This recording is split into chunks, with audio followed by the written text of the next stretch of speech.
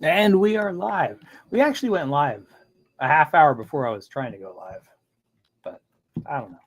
Sometimes that's how it works. So let me post. I'll post in the chat. I'll pin it. Oh, let me post. And until we get people on, I'll just play random stuff. Welcome back, everyone, to the Jake Bro Show.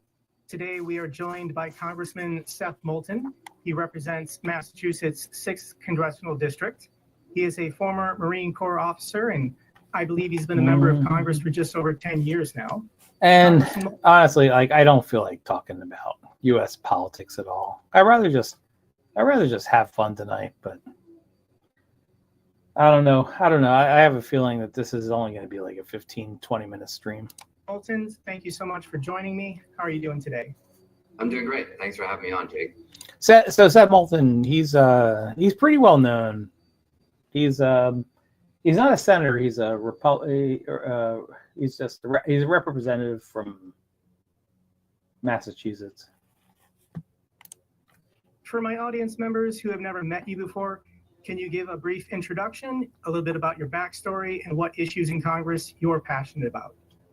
Sure. Well, I think the first question on many people's minds is, why are you doing this crazy job? Everyone hates Congress right now. Politics is so polarized. It is. He's absolutely right. Everyone hates Congress right now. If you look at the popularity of both the Republican and Democratic leaders, it's all like 30%. You can't even get to 50% right now. It's all 30%. And for me, it's really not what I expected to do with my life. I'm here because of the time I spent in the Marines and the feeling that when I was on the ground in Iraq, I really saw some of the consequences of failed leadership here in Washington. Decisions made by politicians who had no idea what the troops were going through on the ground. So I served in the infantry, did 4 tours in Iraq. I'm not sure how much I believe him. I know he's a Democrat. I know you guys think I'm like a huge liberal Democrat, but I don't know how much I believe him. Like when he says, I don't know how much the congressmen know about what went on in Iraq. I don't know about that. As a Marine infantry officer, and really bring that experience as my sort of motivation for coming to Congress, to make sure that stuff like that doesn't happen again. And so a lot of my work deals with national security issues. I'm on the House Armed Services Committee. I'm also quite passionate about transportation, and I do a lot of work on high-speed rail. Not a lot to show for that yet in America, but we're working on it. And I also sit on the China Committee.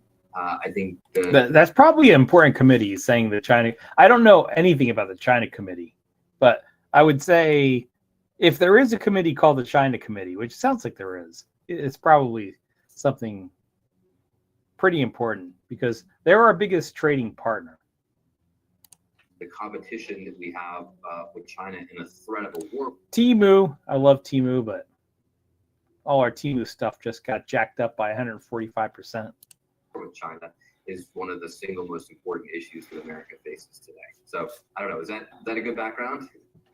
I would love to talk to you about the situation with China, but the primary focus of my YouTube channel the last 3 years has been the war in Ukraine. Yeah. So I do want to ask you, because in the last 3 years during this war, you have visited Ukraine. I just want to get your thoughts and your reactions. What was it like visiting the country at war? What did you learn, and what can you share with the audience? You know, the first word that comes to mind when describing Ukraine in wartime is resilient. It's incredible how resilient the Ukrainians are. I mean, they are living under constant threat of being annihilated. You can't walk down the street in any city in Ukraine and not worry that you and your child is going to get blown up by the Russians. And yet, life carries on. They are fighting the fight. They are taking it to Russia. They are holding on when so many people said, look, if Russia actually invades, it's going to be over in 2 weeks. So the resilience of the Ukrainian people is truly inspiring. And it shows. Hey, SOS, Chris. Cheers, man. The power of freedom, the power of being able to choose your own government. And the fact that we can support them in doing that is incredibly important. Yeah, one of the biggest disappointments about this whole thing is, and this is going back to Obama. Damn, I hate to criticize Obama, but we did not make it clear to Russia back even in the Obama administration and the Trump administration, and certainly not the Biden administration, that we are going to support Ukraine. It's part of our fundamentals. Like, we support democracies. I think that's a big thing that Russians and Putin don't understand, that democracies tend to want to support each other. Not just for the future of Ukraine, not just for all the innocent lives that have been lost or could be lost if Russia is allowed to win this war, but because other countries around the world are watching this. Other democracies are watching to see if Ukraine will hold on. But perhaps even more importantly, no, he said what he's saying is exactly what I said. Like, this is a democracy watch. Like, other democracies in the world are very interested in understanding this background fundamental thing that democracies support each other. It's very important for democracies that are in a position of strength and democracies that are not in a position of strength. And I could give you literally Taiwan. Taiwan, one of the biggest, I'd say probably one of the biggest 10 to 15 democracies, but they are not in a position of strength. Taiwan is the most vulnerable democracy after Ukraine right now. The adversaries of the United States, like China, are seeing whether the West will stand up for democracies or whether we'll... And for people to say, oh, Ukraine is not a democracy because Zelensky's been holding on to power. Well, it's because in their constitution, when there's war, there cannot be elections. Of course, there's not going to be elections. But Russian propaganda is using that, saying, look at that. He's trying to hold on to power. Zelensky, he's a dictator. He's a dictator. It's not Putin. It's Zelensky. He's trying to hold on to power. The whole thing is funny. Led authoritarian regimes just simply American. But I want to be honest with our European allies. So they're ready for what might come next.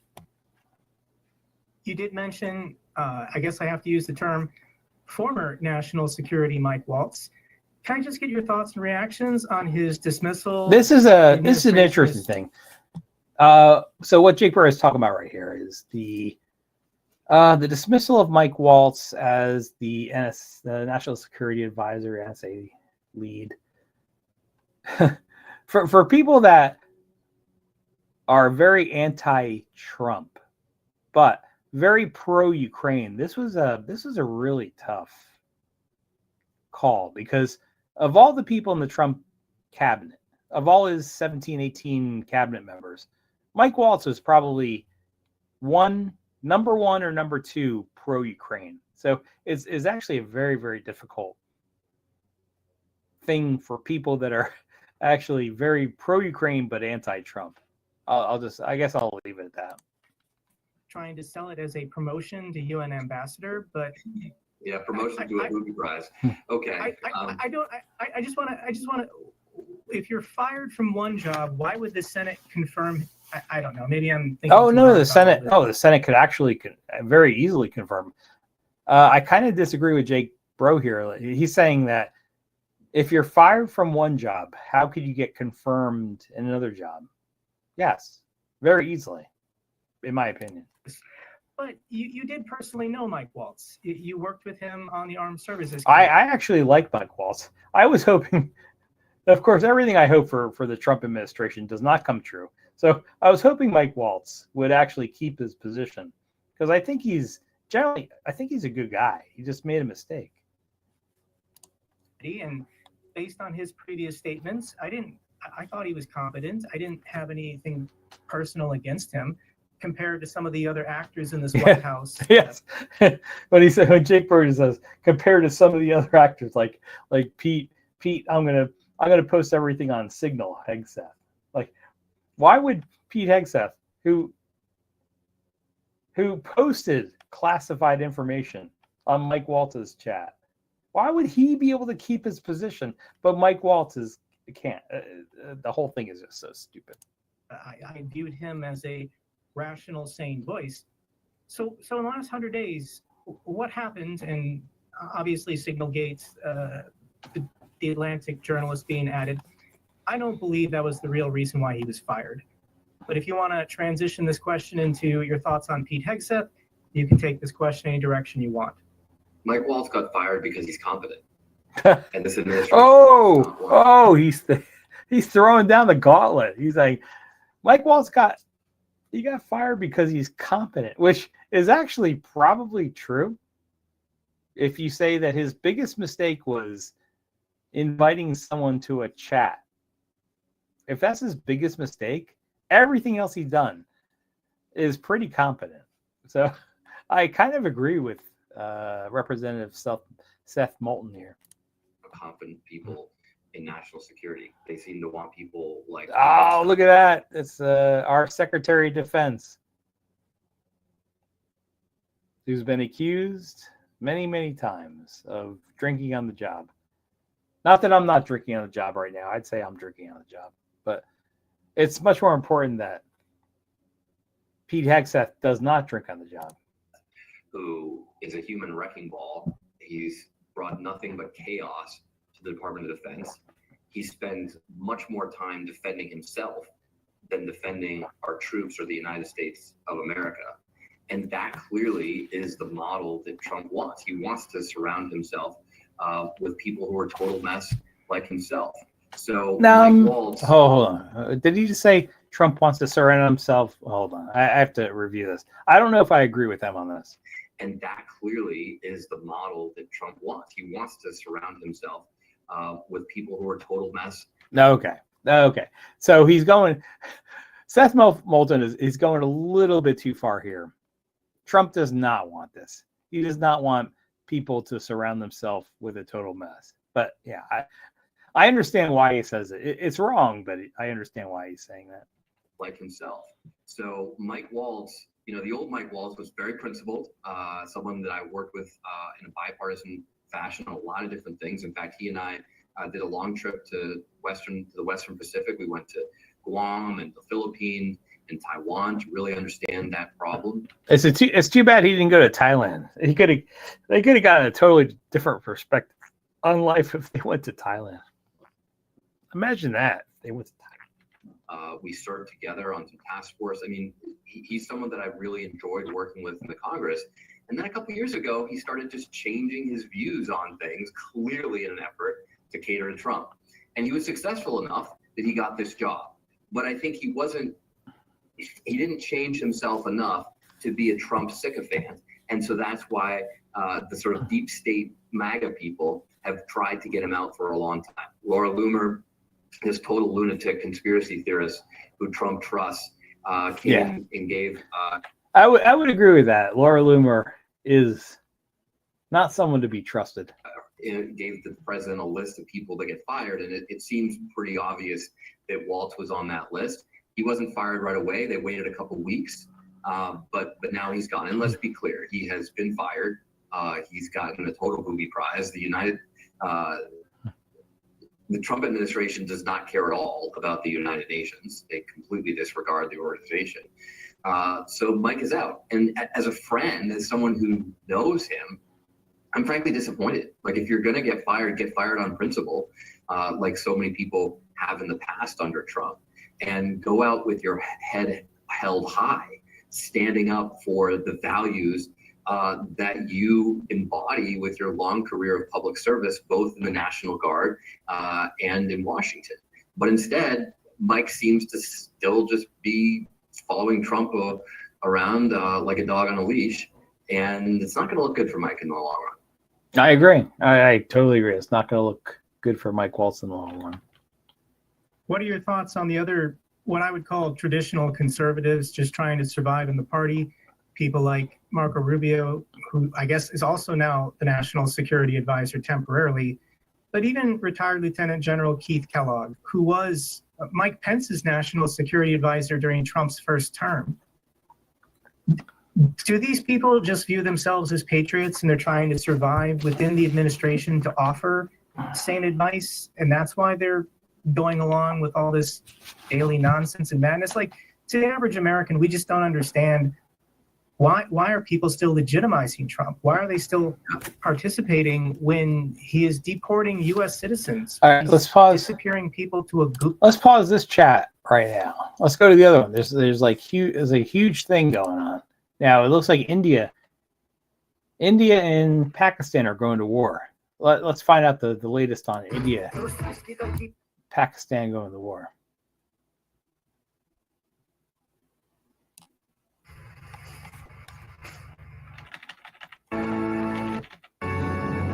It's Enforcer Matt. All right, let's do this. Hello, everyone. I am the Enforcer, and I'm accompanied by Enforcer Matt. And good evening, folks. It's Enforcer Matt, and welcome to this emergency stream. A total war is breaking out between India and Pakistan as we speak, and India's attacked with a massive barrage of missiles toward Pakistan, hitting various targets and causing a lot of casualties. And Pakistan is currently in the process of retaliating right now, and it appears to be a full-on war is breaking out as we speak, literally right this minute. It's good to see you all once again. And of course, we're going to be covering the most breaking news that we've been able to get today, as we have been able to hear that the outbreak of total war between the Republic of India and the Islamic Republic of Pakistan has occurred as of only 40 minutes ago, as the Republic of India's Air Force fired short-range ballistic missiles into the territory of Pakistan, hitting 9 separate targets. The Islamic Republic of Pakistan has immediately returned fire, firing a large volley of missiles in the direction of the Republic of India, with allegedly 2 Indian aircraft being shot down at this moment. We have also been able to hear that complete frontline fighting is now broke out along the line of contact in the region of Jammu and Kashmir, as we've also been able to hear that right now the Republic of India is stating that the entire nation must go into a blackout to avoid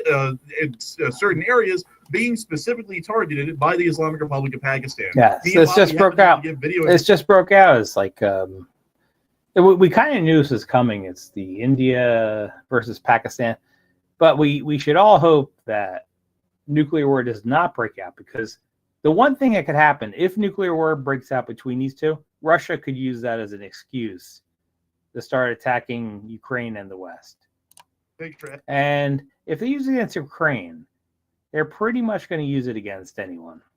Evidence of multiple missile impacts in the town of Bahalawapur, which is being mispronounced completely, as well as this northern town inside the area of Jammu and Kashmir region that is currently under Pakistani control. We have probably some of the craziest amounts of news to cover today, because the outbreak of a complete total war, a complete conventional war, is incredibly rare in the world. And so far, we have only been able to cover 2 over 1,168 days of continuous coverage, which is the outbreak of war between the state of Ukraine and the Russian Federation through the Russian Federation's invasion in 2022, as well as the Israeli war with Pakistan, which broke out in the later part of 2023 and the earlier part of 2024. Very rarely in any time in history do we have to cover an event such as this. And once again, this is a major event. Some people may be wondering, and I want to make sure to get this out of the way before we get into our news coverage tonight, why is the stream running early? It is running early because we are running what is called, in Enforcer terms, an emergency stream. Emergency streams are rarely, if ever, run except for in the event of major global news happening at a very instantaneous moment, which is this moment right now.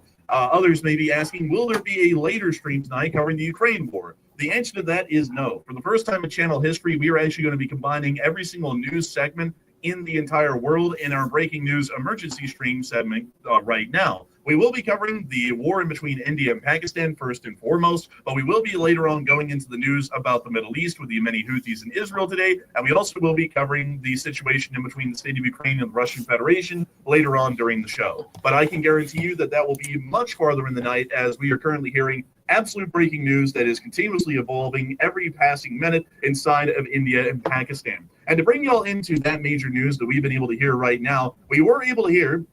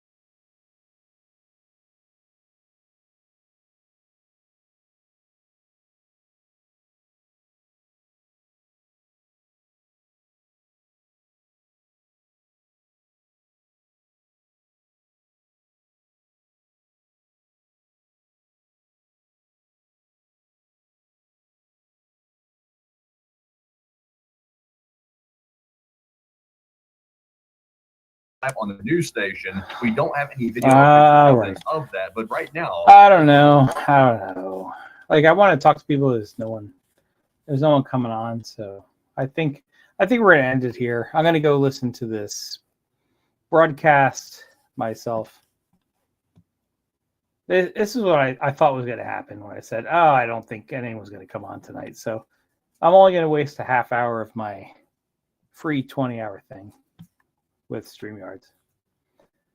Thank you guys for coming on and listening. But we're going to have to wrap it up.